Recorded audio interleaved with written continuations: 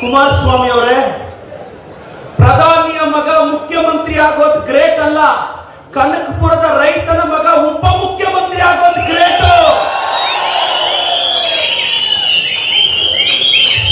OBC ಸಮುದಾಯದ ವ್ಯಕ್ತಿ ಈ ರಾಜ್ಯದ ಮುಖ್ಯಮಂತ್ರಿ ಆದ್ರೆ ಕುಮಾರಸ್ವಾಮಿ ಅವರೇ, ವಿಜೇಂದ್ರ ಅವರೇ, ನಿಮ್ ಕೈಯಲ್ಲಿ ಸಹಿಸಕ್ಕಾಗ್ತಿಲ್ಲ.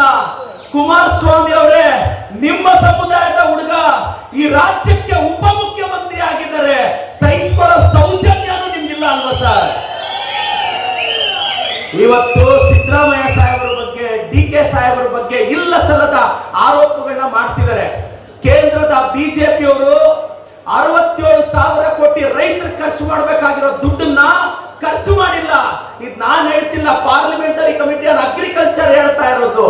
ಇವತ್ತು ಲಡಾಖ್ ಒಳಗೆ ಚೈನಾದವ್ರು ಒಳಗ್ ಬಂದ್ರು, ನ್ಯಾಷನಲ್ ಸೆಕ್ಯೂರಿಟಿ ಇವ್ರ ಕೈಯಲ್ಲಿ ಕಾಪಾಡಕ್ ಆಗ್ತಿಲ್ಲ, ಬಾಯಿ ಬಡ್ಕೊಂತಾರೆ ಬಿಜೆಪಿ ಅವರು, ಜೆಡಿಎಸ್ ಅವರು. ಇವತ್ತು ಬಿಜೆಪಿ ಜೆಡಿಎಸ್ ಕಳ್ಳರೆಲ್ಲ ಸೇರಿ ಕೆಂಗೇರಿಯಿಂದ ಪಾದಯಾತ್ರೆ ಸ್ಟಾರ್ಟ್ ಮಾಡಿದ್ದಾರೆ. ಕಳ್ಳರು ಸ್ಟಾರ್ಟ್ ಮಾಡಿದ್ದಾರೆ ಇವರು, ಎಲ್ಲ ಕಳ್ಳರು. ಪಾದಯಾತ್ರೆ ಯಾಕೆ ಮಾಡ್ತಿದಾರೋ ಅವ್ರಿಗೂ ಗೊತ್ತಿಲ್ಲ. ಕುಮಾರಸ್ವಾಮಿ ಅವ್ರ ಮನೆ ಬೇಜಾರ್ ಮಾಡ್ಕೊಂಡ್ರು, ಇವತ್ತು ಚಾಲನೆ ಕೊಡಕ್ ಬರ್ತಿದ್ದಾರೆ.